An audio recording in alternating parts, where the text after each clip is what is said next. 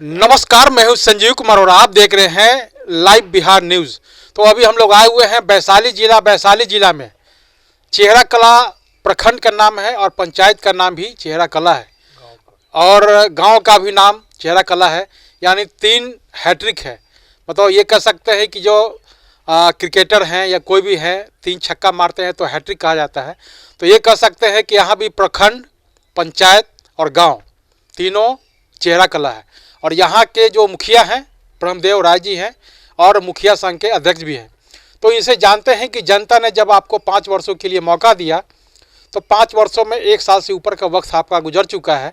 तो आपके द्वारा क्या कुछ डेवलपमेंट यानी विकास का काम किया गया, आगे की क्या रणनीति है, इसके अलावा क्या कुछ समस्याओं का सामना करना पड़ रहा है वार्ड के डेवलपमेंट में। इसके साथ साथ 15वीं वित्त आयोग के द्वारा जितने भी आपके वार्ड सदस्य हैं उनके द्वारा कोऑपरेट किया जा रहा है कि नहीं किया जा रहा है, तमाम बिंदुओं पे बातचीत होगी। पहले तो ब्रह्मदेव जी आपको लाइव बिहार न्यूज़ में आपको बहुत बहुत स्वागत करते हैं। आप पहले जो यहाँ हमारे नज़दीक आए इसके लिए आप लोगों को बहुत बहुत धन्यवाद।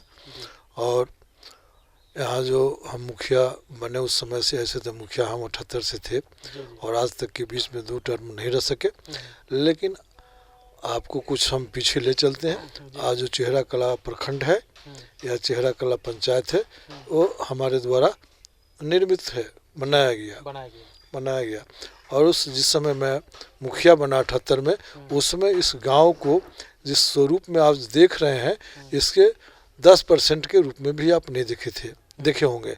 न उस समय कोई रोड था। एक यह रोड जो सामने देख रहे हैं नाला के रूप में था, वह मिट्टी भराया, सोलिंग हुआ, ढलाया, बिजली यहाँ नहीं था, बिजली बनी, पोस्ट ऑफिस यहाँ नहीं था, पोस्ट ऑफिस बना, प्रखंड बनवाए, थाना वगैरह जो अंचल है सब यहाँ पर बनवाने का हमने काम किया।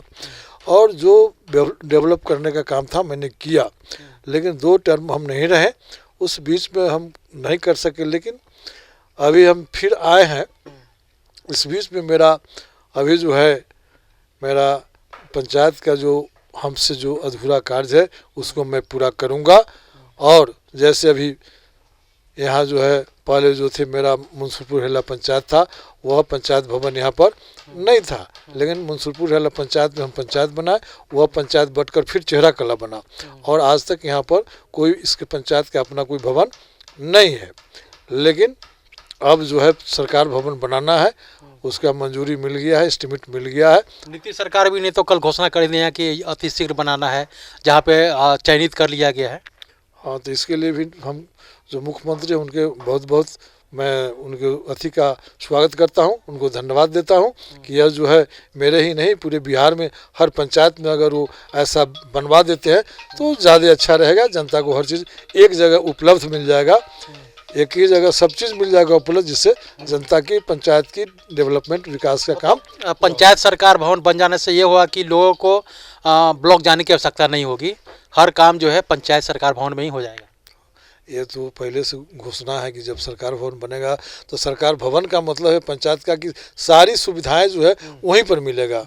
और साथ साथ हमको लगता है कि मेरे यहाँ पंचायत समिति का जो भवन बनने वाला है वो भी लगता है कि मेरे गांव में मेरे पंचायत में ही बनेगा। अगर पंचायत समिति का जब भवन बन जाएगा तो समझिए कि एक प्रखंड गाँव प्रखंड हो जाएगा, सब विकास यहीं से होगा। यह भी संभव लग रहा है निकट भविष्य में। अच्छी बताइए कि आपके जितने भी वार्ड सदस्य हैं क्या कोऑपरेटिव हैं? कई प्रखंड में मैं गया, कई लोगों ने शिकायत दर्ज किया कि भाई वार्ड सदस्य कोऑपरेटिव नहीं है। ये मेरे यहाँ भी है और सब लोगों को वार्ड सदस्य को ये लगा हुआ है कि जो पिछले जो सत्र था उसमें मुख्यमंत्री जी के द्वारा जल नल गली नली का सब जो है वर्क मिल चुका था और उन्होंने किया, लेकिन सही ढंग से नहीं किया था। उन लोगों ने लूट खसोट किया था। वह जो पुराने वार्ड है उनको वह चस्का लगा हुआ है कि आज भी मिले। उसके चलते जो मुखिया बने हैं उनको तो प्रताड़ित करने का काम करते ही हैं, जो नए हैं वो भी पुराने के बहकावे में जा रहे हैं।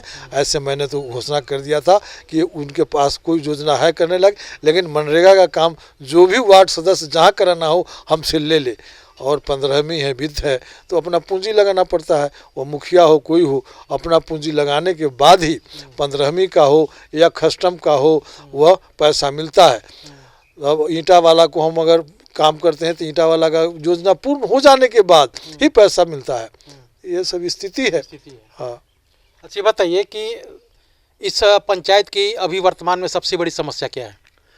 अभी जो है समस्या जो है, जैसे आपको मैं बताता हूँ, जब गांव के अंदर घूमने जाते हैं तो सबसे पहले लोग कहता है कि हमको हमारा राशन कार्ड न मिले, डीलर से कुछ गड़बड़ कर दी, यह सब स्थिति बनी हुई पहले जो उपभोक्ता सब जो हैं। और उसके बाद इंदिरा आवास, जैसे जिसको इंदिरा आवास सही ढंग से, जो गरीब है, प्रधानमंत्री आवास योजना, जो हाँ प्रधानमंत्री जो आवास योजना है, सही वास्तव में जिसको मिलना चाहिए था वो अभी वंचित है। मतलब पूर्व के जो मुखिया थे वो अपने खास लोगों को ही देते थे। हाँ, पूरे जो पूर्व मुखिया थे वो खास लोगों को ही देने का काम किए और खासकर जाति विशेष को देने का काम किए। यह सब विशेष स्थिति थी। अच्छी बताइए कि अगर जनता, आप इससे पूर्व भी आप मुखिया थे, अभी वर्तमान में भी हैं, तो आगे क्या सोचे हैं? अभी 4 साल का वक्त अभी बाकी है आपके पास, तो आपने सोचा होगा ना कि शिक्षा, स्वास्थ्य, रोजगार को लेकर के भी इसको किस तरह से मॉडर्न, ऐतिहासिक, आदर्श पंचायत के रूप में डेवलप करेंगे, क्या कुछ आपने सोच रखा है? मैं कुछ थोड़ा सा पीछे जा रहा हूँ। जब मॉडर्न आदर्श की बात करते हैं तो जिस समय मैंने इस प्रखंड का निर्माण कराया था उस समय भी मैंने सोचा था कि मेरा प्रखंड ही आदर्श बने। लेकिन जब प्रखंड में तो हम कभी कभी जाते हैं, लेकिन देखते हैं कि वह, हम समझते हैं इस बात को तो खैर हम क्या बतावें, लेकिन वह आदर्श के रूप में नहीं है जो हमने सोचा था, नहीं है। तो हम तो आज भी, हाँ, जो प्रखंड कार्यालय है, थाना हो या अंचल कार्यालय जो भी है, वो आदर्श के रूप में नहीं बन सकते। लेकिन जो स्थिति हमारी समाज की, जो हमारे कर्मचारी की, जो सरकार की भी जो व्यवस्था है, उस व्यवस्था में हम चाह कर भी आदर्श नहीं बना सकते, ये स्थिति है। तो पहल तो आपको करना पड़ेगा। पहल करना है, लेकिन जो समाज के वातावरण है उसी में हमने पैदा लिया है, उसी में पले पोसे हैं और उसी के अनुरूप में कर चलना है। आज मैं आपको बताता हूँ, मैं 74 में आंदोलन भी किया। जब रोड पर जाते थे और आवाज़ उठाते थे हम अपने यहाँ से 2-3 आदमी, तो लोग कहता था कि सब पागल हो गया, ये सब से रोड बस रोकने से सरकार का परिवर्तन हुआ। लेकिन नहीं, परिवर्तन हुआ। कांग्रेस की सरकार बदली, दूसरी सरकार आई, लेकिन जो लोग हमारे यहाँ जो आंदोलन से, जेपी आंदोलन से जो निकले, वो भी प्रशासन में गए, शासन में गए, लेकिन वो भी भूल गए जो जयप्रकाश जी का नारा था, उनका जो करना था, हर चीज़ भूल गए। वो भी न कहीं न कहीं गलत रास्ते में लिप्त हो गए। जी, अच्छा बताइए, कितने लोगों को अब तक साल भर में जो समय आपका हो चुका है, कितने लोगों को आपने प्रधानमंत्री आवास योजना दिलवाए? करीब और पेंशन, राशन कार्ड अपने करीब में जो प्रधानमंत्री आवास है वो 50, हाँ, वर्तमान में मिल रहा है अभी। और राशन कार्ड का तो जो स्थिति है जो सरकार की, वो नहीं अलग हो रहा है, न किसी का जुटाना है, उन्हें जुट रहा है। दूसरी चीज़, यह प्रशासन की नीति है जिसके कारण वह राशन कार्ड नया नहीं बन पाता है। वह लेके देता है, ऑनलाइन कराता है और अफसर के यहाँ जाता है। अफसर के यहाँ जो राशन कार्ड बनाने वाले हैं वो कहीं ना कहीं गलत रिपोर्टिंग होता है, जिसके चलते उसका राशन कार्ड नहीं सही ढंग से नहीं बनता है और लौट के चलाता है। सारा अभी जो काम हो रहा है सब ऑनलाइन हो रहा है और वहाँ बिना जो स्थिति है, मैं खुलकर बोल रहा हूँ, बिना कुछ लिए दिए कहीं कुछ हो नहीं रहा है। जो स्थिति है उसी में किसी का कुछ हो नहीं रहा है। अच्छा बताइए, आप पूर्व मुखिया भी रहे हैं, अभी वर्तमान में हैं, पूर्व में और अभी वर्तमान में क्या डिफरेंस लग रहा है? पूर्व में जो है, जो हम लोग जो काम करने का तरीका था, हम लोग पूरा स्वतंत्र थे, उस काम को स्वतंत्र रूप से करते थे।